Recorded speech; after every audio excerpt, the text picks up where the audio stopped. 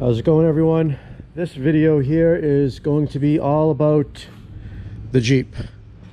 Any of you watching for motorcycles or landscaping or trucks, sorry, this is what I'm working on. The reason I'm working on the Jeep is we have a big snowstorm coming, and for those that don't know, I do have a plow that I use on the Jeep for doing driveways and small jobs. Quick side note, here's my upgraded motorcycle. I had the 2007 Street Glide that I sold, had it up on the channel there. Anybody that's following me has seen it, and I ended up getting this as a 2017 with 3,000 miles on it, so just broken in, newer style. It's got the newer style latches. Well, they've had these for a while now, but the touchscreen stereo system and the gauges up here and whatnot, so nice upgrade. It's the first year of the Milwaukee 8. Dealing with looking up research on that. I guess they had a little bit of a sumping issue with the oil. There's a couple of fixes and workarounds for that, so that's something I'm kind of looking into, so I might do a video on that in the future.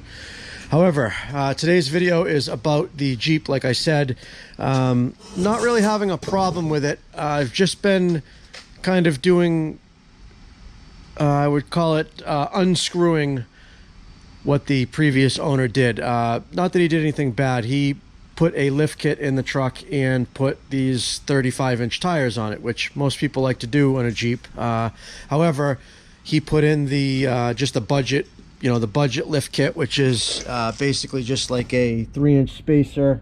I don't know if you can see if it's too dark or not, but there's just a 3-inch spacer above the coil, and they give you all the brackets to extend your shocks and to extend your track bar and all that type of stuff. So it does work. It's okay for kind of a basic lift. However, to get the most out of the vehicle, really nice ride quality, and to be able to have a decent suspension, that goes down the road nice. There are some adjustments you want to make.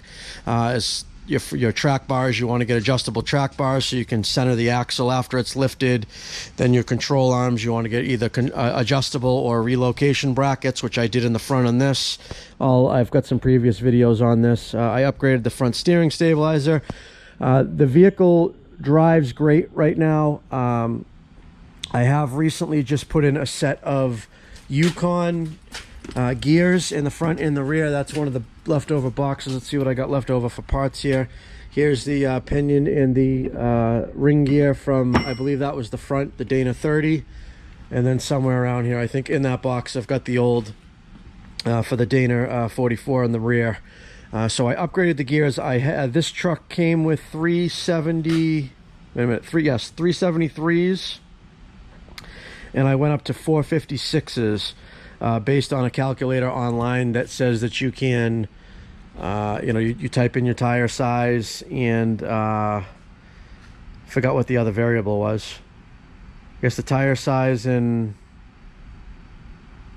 I guess that's it. I don't remember. There's a couple numbers you enter in, but it'll tell you what gear you should run to maintain the factory rev range for your vehicle. I also went into the computer and reprogrammed it for the 456 gears that I put into it. Again, I don't know if I just said that. It had 373s. I went to 456, 35-inch tires. They're actually 325, so it's a metric size. Yeah, 325, 60, 15, which equates to 35.4 inches. So it's a little bit bigger than a 35-inch tire, 35.4-inch tire. And the 373s were just a little bit too low for that, or I guess you'd call it high gearing. So the 456s should make a big difference. I'm still in the break-in period, so it's really kind of hard to tell exactly how much of a difference it made. Honestly, driving it just around town so far, I don't notice a big difference. They say it's a huge difference when you re-gear. So far, not so much. Not that it was really bad before, but I'm sure it makes a difference. I'll probably get better gas mileage and whatnot. But I was going to stay with the stock springs and spacer up until the point where I decided to plow with this truck. Once I put the plow on here, having stock springs with these larger tires on it, you got the big heavy bumper. You can see that the front of the Jeep, it's probably better to look at from the rear, is significantly lower than the rear.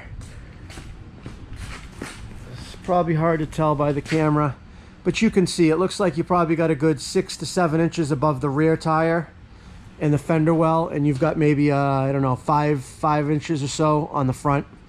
So my idea is I picked up a new set of these springs. These are a 3.5 inch lift spring from Clayton Off Road. I read about them online. They're supposed to be a pretty reputable company.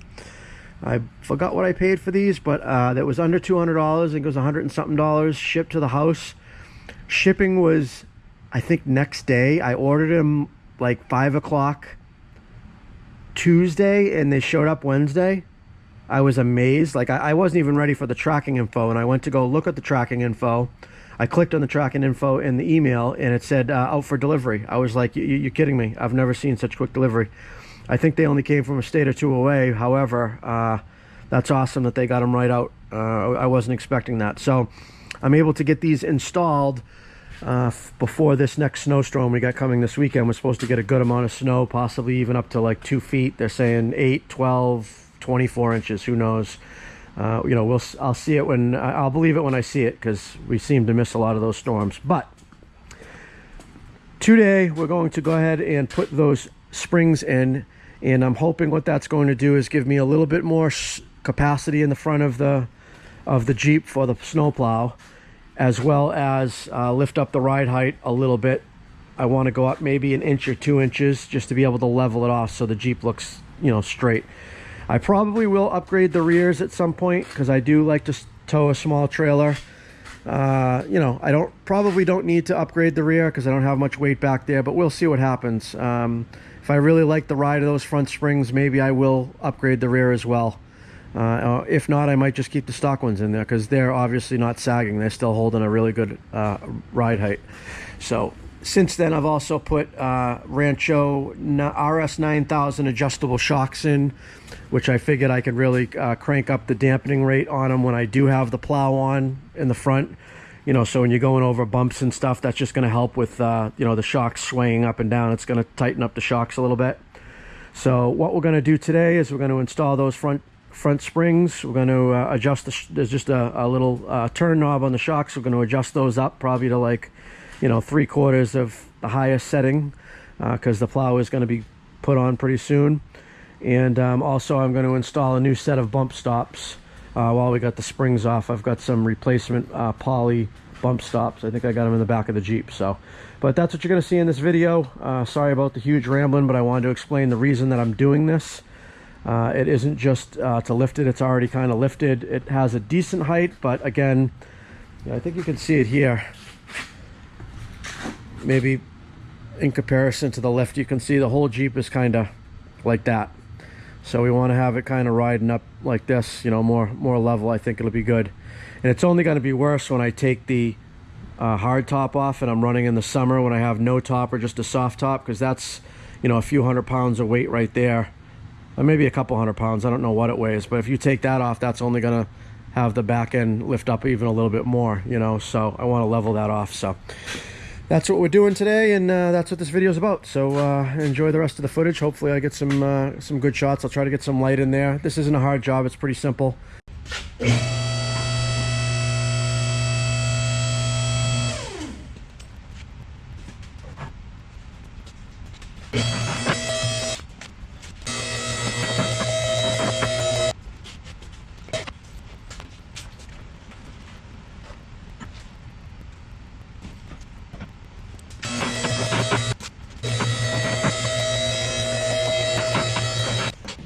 All right, so here's what we're dealing with. Got our stock springs here.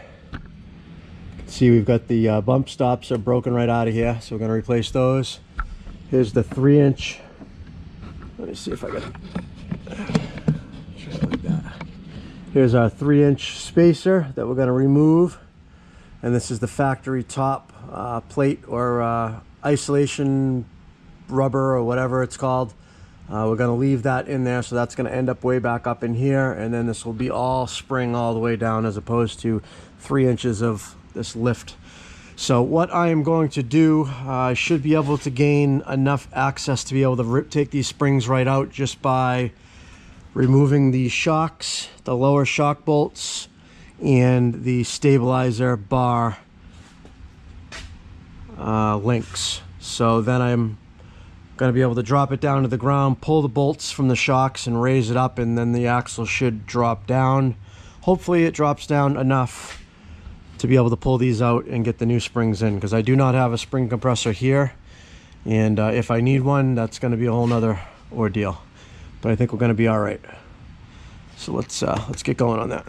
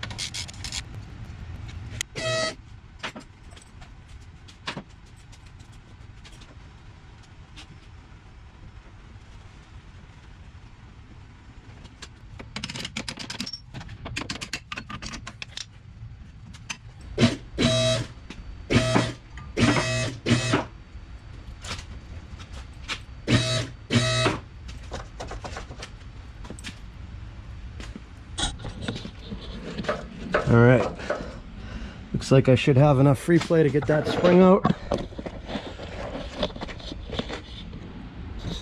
Whether or not I can get the new one in will be another story, but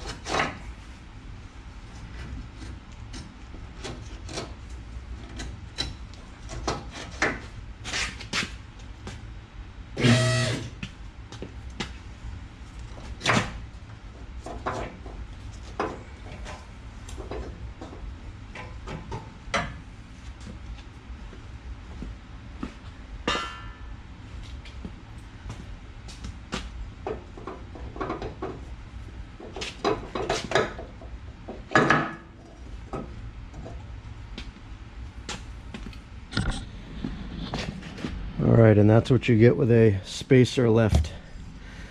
This metal spacer, and this is just your stock isolator. So this is what we're going to remove. So basically you're adding this to that spring, and you're equaling about the same height as that spring there. Only these are thicker coils, so these should hold up better. So let's go ahead and put this isolator back up there. Okay, now we want to get this bump stop out and get the new one in, which can be a challenge.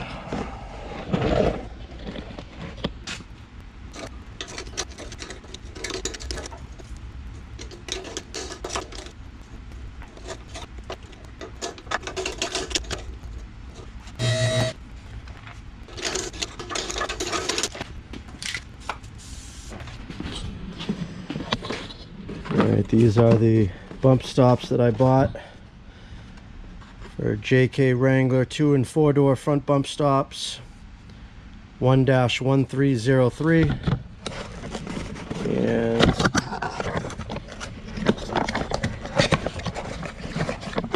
all they are these red pieces that pop in up in here, which do match the shocks.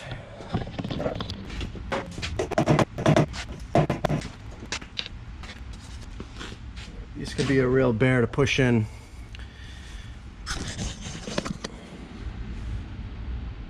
I'm going to try a little trick here.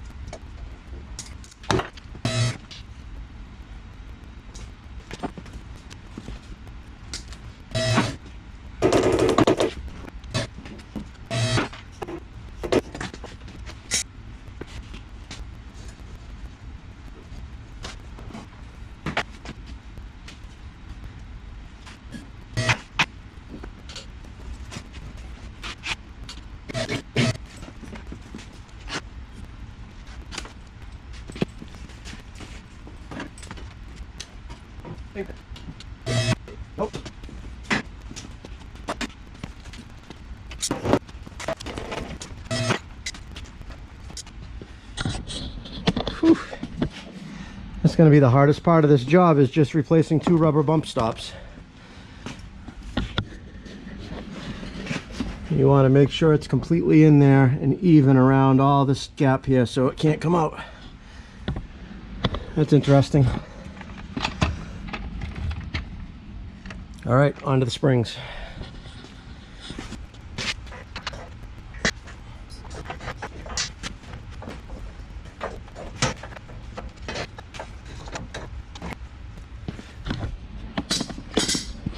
All right, you want to make sure the bottom of the spring rests inside that little notch.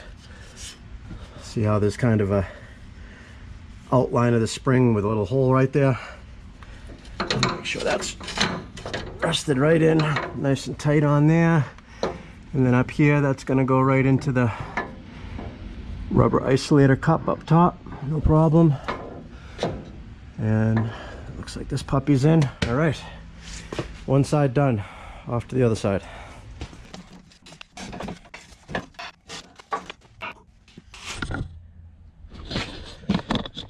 I don't have a spring compressor on me, like I said. What I'm about to do is I'm actually just going to cut one of these coils. I don't recommend doing this. The only reason I'm doing it right now is I can tell I can almost, if I had another guy here to push down on this axle, I can get enough free play, and there's not much tension on this at all. So I know that I'm going to be able to slice this, and it's going to just slowly fold down, and I'll be able to pull the spring out. The new springs are actually just a little bit shorter, so I'm hoping to be able to sneak them in. We'll see how that goes, one step at a time, but for now I'm just going to try to get these out. So don't do this at home.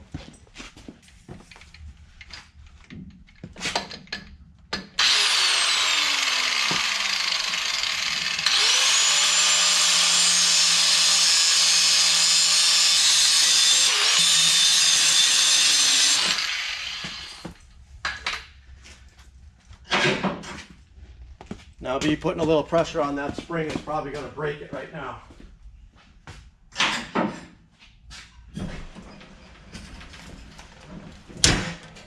Just like that.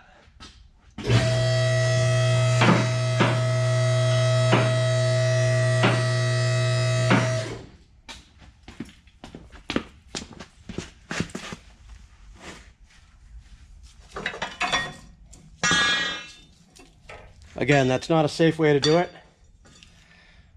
You don't want to cut a spring. I happen to know that these don't have much tension on them at all. By the other side, if there was any more tension than that, I wouldn't have done that. Probably shouldn't have done it anyways, but it's all I got. I have no other car right now to be able to go and grab a spring compressor. So next time I do this, I'll definitely have a spring compressor. Thought I was going to be able to slide these in no problem. So we'll see how this new one goes in on this side. The other side, we had plenty of room.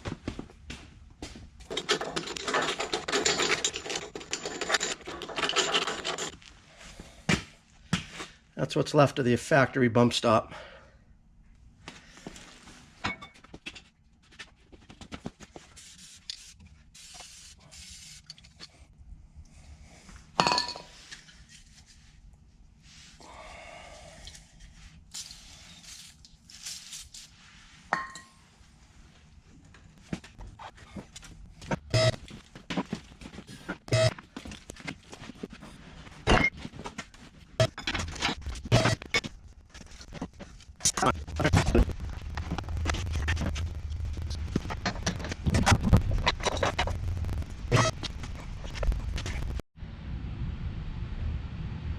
Of course, the camera wasn't rolling.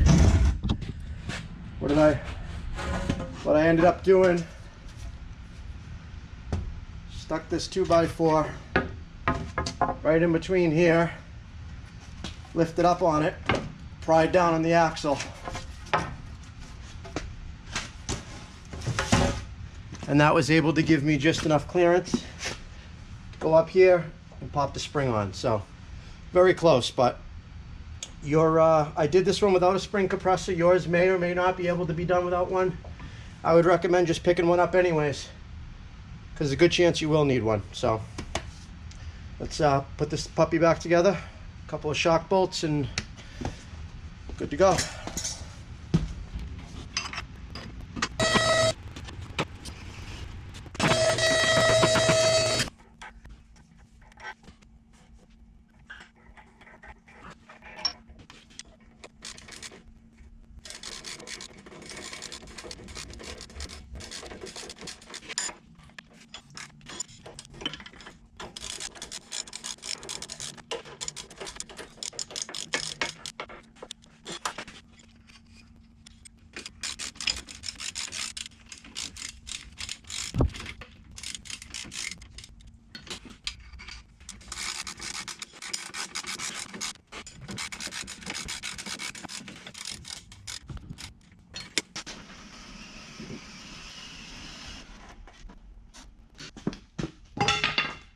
All right, first look, it's looking good. Looking good.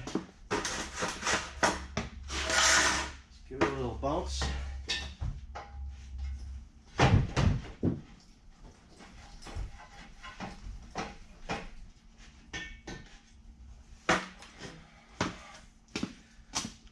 Probably settle about a ½ an inch after it sits a little bit, but I think we're just about where I want it to be.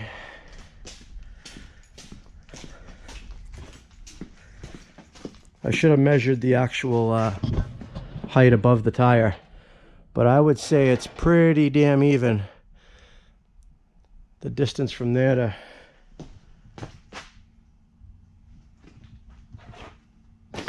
grab a tape measure, and again, this will probably settle a little bit, but from the tire to the fender well, we're 7.5 inches, and in the back we're 7 inches. Perfect. Especially once we add a little more weight to the front. If we put a winch or whatever, like I said, it'll probably sag a ½ an inch without a doubt. Looks like I left a rag under here. So let's see how the ride is. Hopefully it's not too much more stiff. You can't get both. You can't get a nice plush ride and have a good carrying capacity in the front. So where I'm choosing to use a plow on this, I'm going to have a little stiffer front suspension. It is what it is. But hopefully this doesn't ride too bad. So let me go ahead and pull this out and we'll go from there.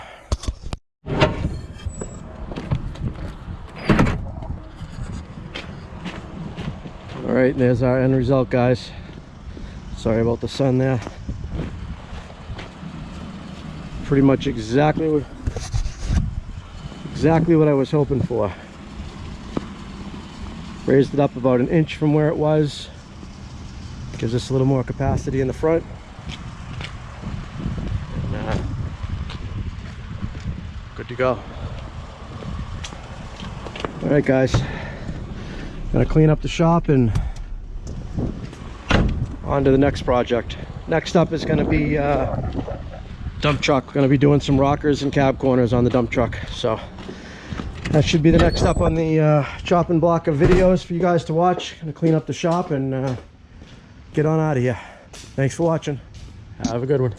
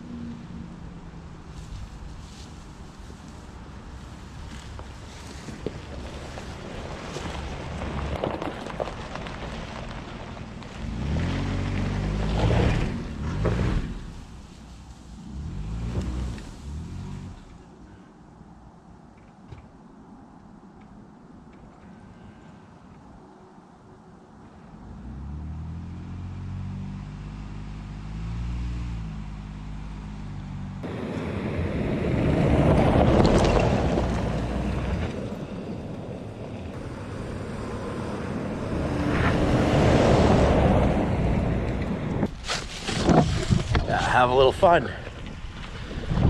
It's kind of hard to see how high that hill is right there. Nothing extreme, it's just a little bump really, but enough to get stuck in two-wheel drive. See what it's like from inside here.